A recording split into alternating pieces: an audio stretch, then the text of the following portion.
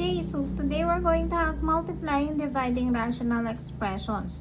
Starting with 8x cubed over 27y to the 8 multiplied by 9y cubed over 12x squared.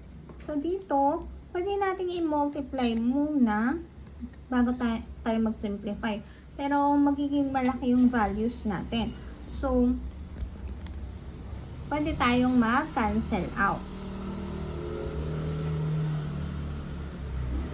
Pag magka-cancel out tayo in multiplication, one should be on the numerator while the other should be on the denominator. So, dito, 9 and 27, pareho silang divisible by 9. So, 9 divided by 9 will give us 1, while 27 divided by 9 is 3. Yung y natin, pwede din nating i-cancel. So, this is now y to the 8th. Kasi 8 minus 3. For x naman, cancel yung x squared. Yung x natin, isa na lang. 8 and 12, pareho silang divisible by 4. So, this becomes 2 and this becomes 3. We now have a simplified version. We have 3x times 1. This is now 1. So, 3x times 1 is 3x. So, denominator, 2x, that would give us 2x times 1. That's 2x. And then, 3y to the 5th times 3 will give us 9y to the 5th. So, this is our answer. Now, for problem number 2, let's have x minus 3 over x squared minus 4 times x plus 2 over x squared minus 6x plus 9. Okay, for the first rational expression, x minus 3 over x squared minus 4, pwede nating kunin yung factors ng x squared minus 4. So, ano nga ba yung factors in negative 4 na kapag inad mo ay 0? That would be negative 2 and positive 2. So, yun yung magiging second terms ng factors natin. For the first term, kukunin lang natin yung square root ni x squared.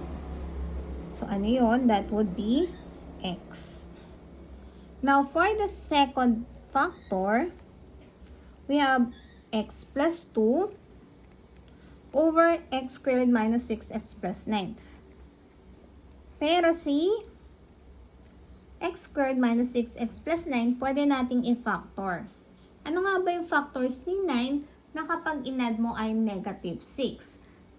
That would be negative 3 and negative 3. Kasi negative 3 times negative 3 is 9. Pero, negative 3x plus negative 3x would give us negative 6x. So, ang factors natin ay x plus 3, x minus 3 times x minus 3, or the square of x minus 3. Again, kasi x squared minus 6x plus 9 is a perfect square trinomial. Now, ito na yung ating given.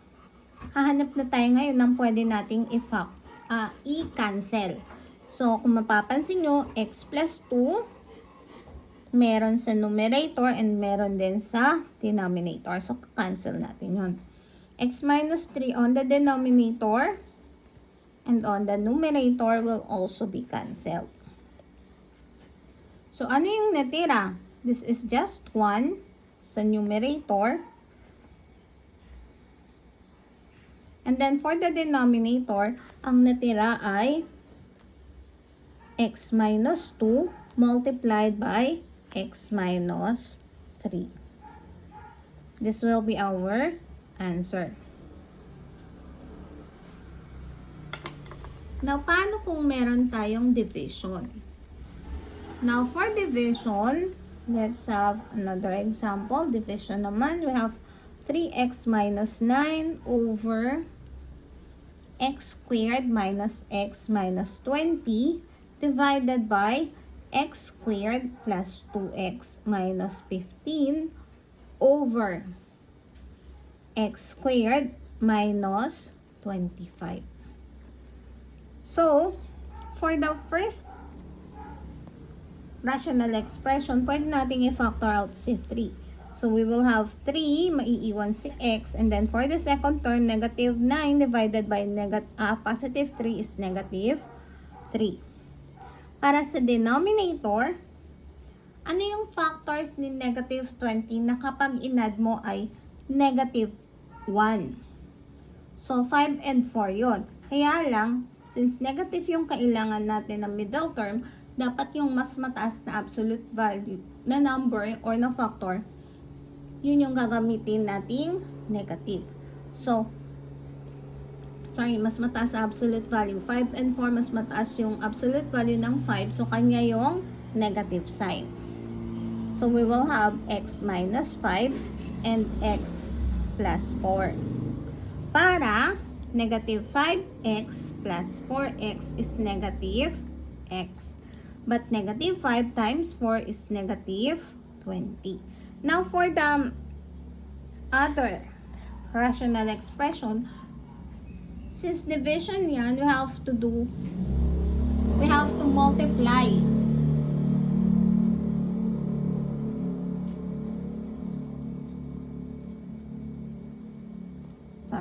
We have to multiply the dividend and the reciprocal of the divisor. So, kukunin natin yung reciprocal. Yung x squared minus 25 ang mapupunta ngayon sa numerator. Pero si x squared minus 25, pwede nating i-factor as x plus 5 and x minus 5. Kasi nga, ang factors, ang 25, na kapag inad mo ay 0, factors ng negative 25 na kapag inad mo ay 0, would be negative 5 and positive 5. Now, for the denominator, we have x squared plus 2x minus 15. Ano nga ba yung factors ni 15 na negative 15 na kapag inad mo ay positive 2? So, that's 5 and 3. Since positive yung kailangan natin, we are going to have x plus 5. Dapat mas positive si 5 kasi pag inad natin, positive yung magiging answer. And then, 3 should be negative. So, ang factors na will be x plus 5 and x minus 3. 5 times negative 3 would give us negative 15. Pero 5x minus 3x is positive 2x. Okay, so ano na yung next step? Ang next step, hanapin na natin yung pwede nating makancel. So, sa numerator, meron tayong x minus 3 and 1 on the denominator. X plus 5 on the numerator and on the denominator. X minus 5 on the numerator and on the denominator. So, wala nang natira sa numerator. That means 1 na lang ang numerator natin. For the denominator, ang natira lang is x plus 4. So, final answer is 1 over x plus 4. That's it.